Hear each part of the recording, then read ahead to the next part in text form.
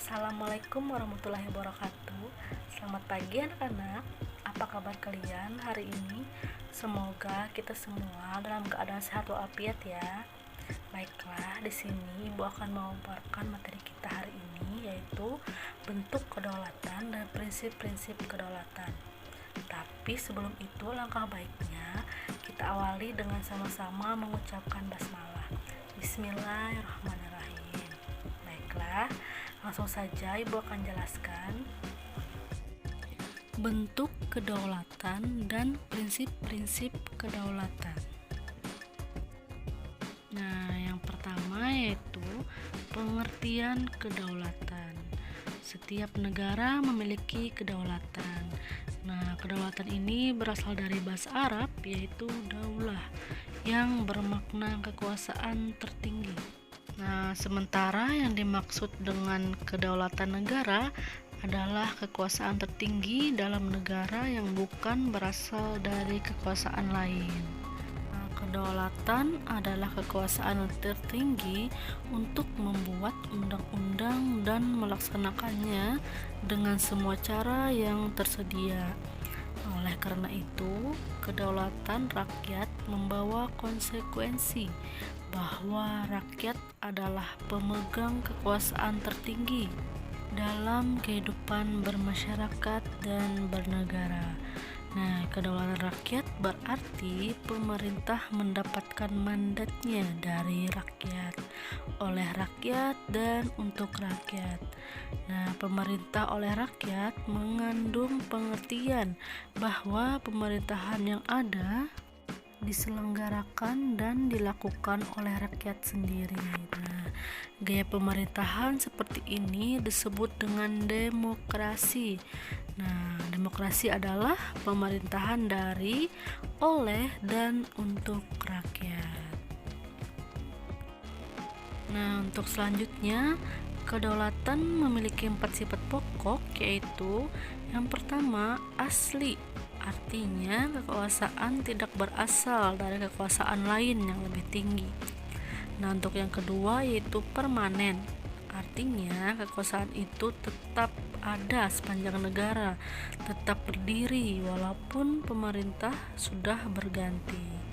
Nah, untuk yang ketiga yaitu tunggal. Artinya, kekuasaan itu merupakan satu-satunya dalam negara dan tidak dibagikan kepada badan-badan lain. Nah, yang terakhir yaitu yang nomor 4, tidak terbatas. Artinya, kekuasaan itu tidak dibatasi oleh kekuasaan lain. Nah, baiklah, untuk yang selanjutnya yaitu kedaulatan terdiri atas 2 bentuk, yaitu yang pertama, kedaulatan ke dalam. Nah, berarti bahwa bangsa yang merdeka memiliki kekuasaan untuk menyusun dan mengatur organisasi pemerintahan sendiri. Nah, menurut kehendak bangsanya sendiri, serta kekuasaan untuk mengelola semua yang ada di wilayahnya, yang mengandung sumber daya alam baik di darat, laut, maupun udara, untuk kemakmuran rakyatnya tanpa campur tangan negara lain, berdasarkan peraturan undang-undang yang berlaku. Nah, yang kedua, kedaulatan keluar. Nah, berarti mempunyai kekuasaan untuk berhubungan dan bekerja sama dengan bangsa lain tanpa terikat oleh kekuasaan lain. Nah, di sini ada contohnya pelaksanaan kedaulatan yang keluar, yaitu mengadakan perjanjian dengan negara lain, menyatakan perang atau perdamaian, ikut serta dalam organisasi internasional, dan sebagainya. Nah, baiklah, yang selanjutnya teori-teori kedaulatan dari beberapa ahli kenegaraan, yaitu yang pertama ada kedaulatan Tuhan, yang kedua ada kedaulatan raja, yang ketiga ada kedaulatan negara, dan yang keempat ada kedaulatan hukum, dan yang terakhir adalah kedaulatan rakyat.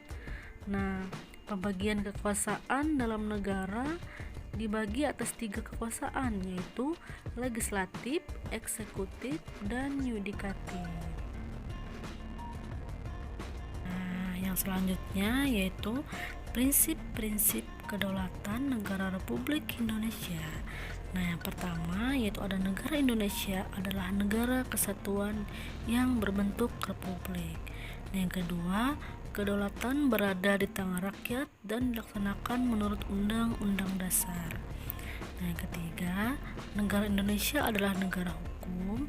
Yang keempat, presiden tidak dapat membekukan atau membubarkan Dewan Perwakilan Rakyat.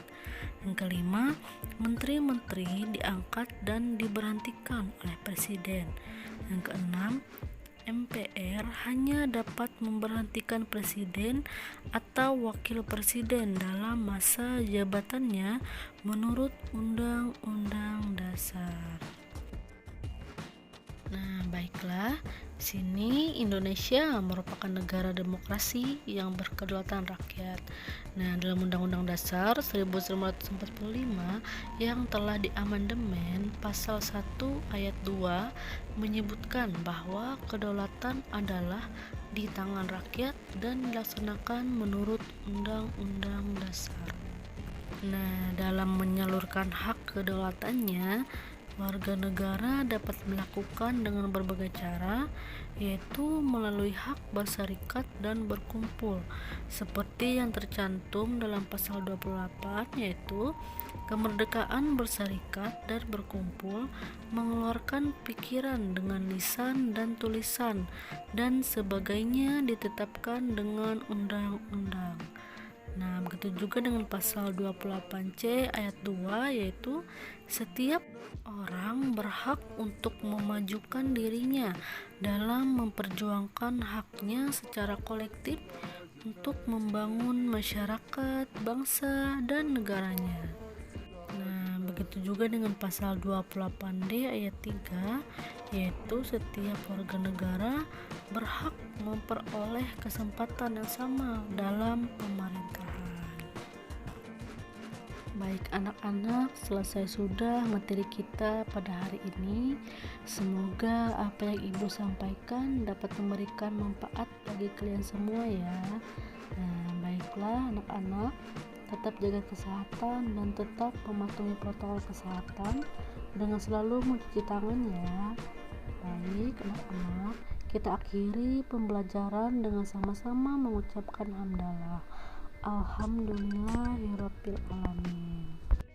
Akhir kata, wabillahi taufiq wal hidayah. Wassalamualaikum warahmatullahi wabarakatuh.